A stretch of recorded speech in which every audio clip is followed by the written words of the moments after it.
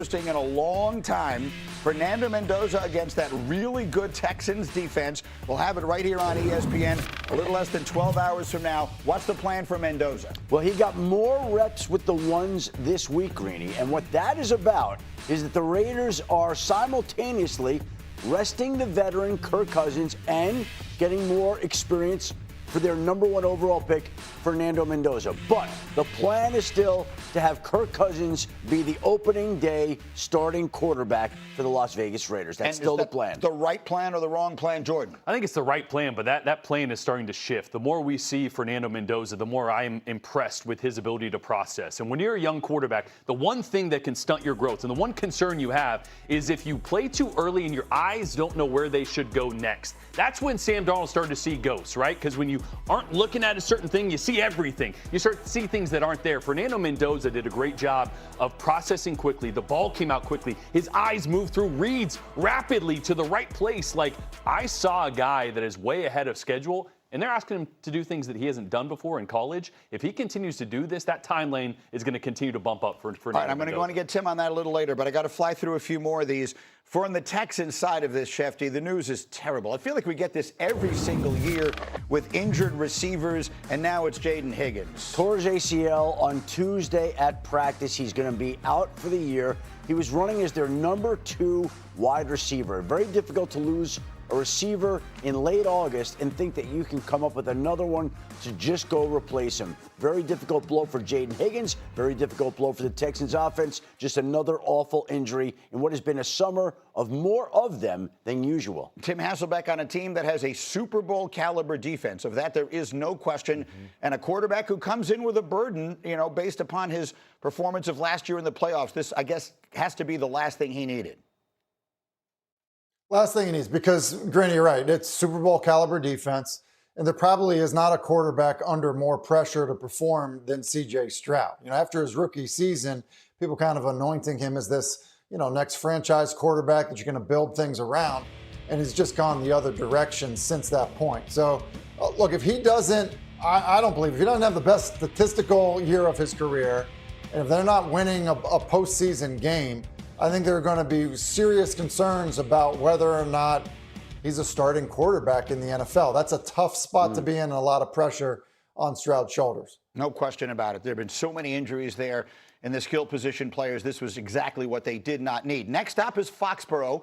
We took you there live yesterday morning because the Eagles and Patriots doing their joint practices, and that means all eyes were on that man, A.J. Brown. That's the headline as he practiced against his former team. Our Sal Paolantonio, who again was with us yesterday and will join us later this morning, got a one-on-one with Brown, who talked about the relationships that he does and does not maintain. I will always have love for Philly, regardless of if I'm liked or hated. It's love, We won a Super Bowl together. I'll never forget that. I love my fellow teammates. I still talk to them. It's love, man. Talk to Jalen? Not him, but a lot of guys. But I'm sure we'll probably catch up at some time this week. Why the laughter there? Well, Shefty? it's an amazing question, and it's an amazing answer. He goes, not him. Yeah, it's just like, wow. And by the way, if you're A.J. Brown, it's a tough spot. Sal asked the right question. How else are you going to answer? You just say. That's why Sal is the best, because Sal can do that, and not everyone. Trust me, if you've never been in a position where you're forced to ask that question, it's not comfortable. But he had to do it, and he did it exactly right. And he got the look. AJ's being honest. Yeah. You know what's interesting? Who's laughing? You say Tim Hasselbeck is laughing. Tim, you're laughing. Well, the quick response of okay, not him, like that, like everyone else is cool. I get it. So I'm torn. Help me make up my mind how I should feel about this. Because there's a part of me, maybe it's the talk show host part of me, that says, wow, that's a fascinating story. These two guys won a Super Bowl together. There was all this talk about their relationship and blah, blah, blah.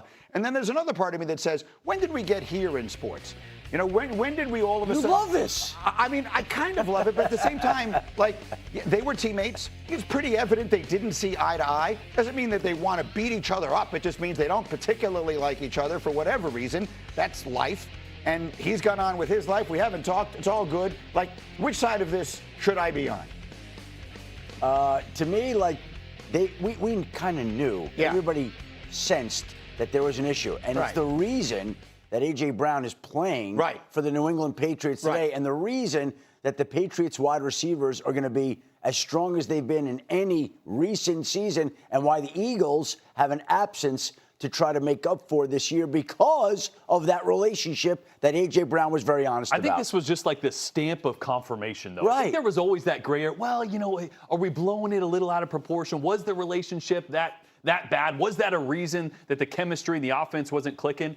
Yeah, it was. I think we know that now. I think that's further confirmation, because if that was the narrative and that wasn't the case behind closed doors, Jalen would have reached out at some point. They would have had some conversation. They don't need to be best friends. We don't need them to be best friends and talk all the time. But there would have been something, and A.J. Brown could have said, oh, yeah, we've talked. Tim. But not the case. Yeah, I think that why you care about it is when you see, a quarterback receiver combination have success, you have to think like, look, there's got to be some appreciation for the guy. Like if we found out that, Peyton Manning and Dallas Clark, we were like, nah, I don't talk to him anymore. Tom Brady and Wes Welker is like, nah, I don't care that much for him. Like that would mean something, because you're like, wait a second, Drew Brees and Jimmy Graham aren't cool? Like, wait, what happened? Why is that the case? I think that's why it's interesting. Right. No, I'm not questioning why it's interesting. I'm just saying I feel like there was a time when we wouldn't have cared. Like, if you told me Donovan McNabb and T.O. aren't friends today, that wouldn't surprise me, right? Based upon the history there, this doesn't surprise me. I mean, Sal confirmed it. I'm not knocking my inclination when this got sent to me yesterday was lead worthy. We lead with this, top story, big deal. I understand all of that. Like that, there's a part of me, but then there's another part of me that says, boy, we've really in sports become a little bit into the whole, like it feels a little like Hollywoody, right? Reality TV-ish. A little bit, right? Am I totally off base with this? You're looking at me very skeptically. No. Should we go back to Pete Alonso's home run? Yeah, let's go. It's much easier talking about the technology that baseball is missing than what went wrong with A.J. Brown and Jalen Hurts. I just think this has always been a part of sports. We're always into Thurman Munson, Reggie Jackson. Yes. They didn't get along, That's right? true. Like That's it's right. always been the case. There just wasn't a show like this then that talked about it all the time. Okay, cancel everything I just said. It obviously is interesting and important. Right. Does it mean anything? What will it mean for Tim? The acquisition of A.J. Brown because we've talked about this from the Philadelphia side ad nauseum.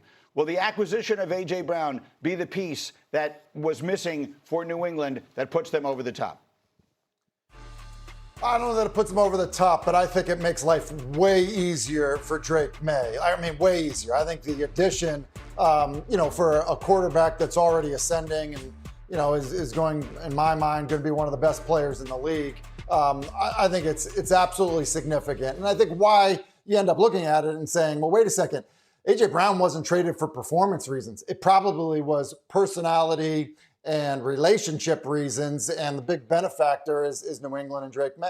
All right, we will get Sal live a little later as those teams continue to work today. Meanwhile, coming up, the Cowboys reloaded this offseason. The rookie Caleb Downs is turning heads. Adam Schefter was talking about it on his podcast. You have to hear the comparisons he was considering. Plus, is Arch Manning the best quarterback in the country, or will he be overshadowed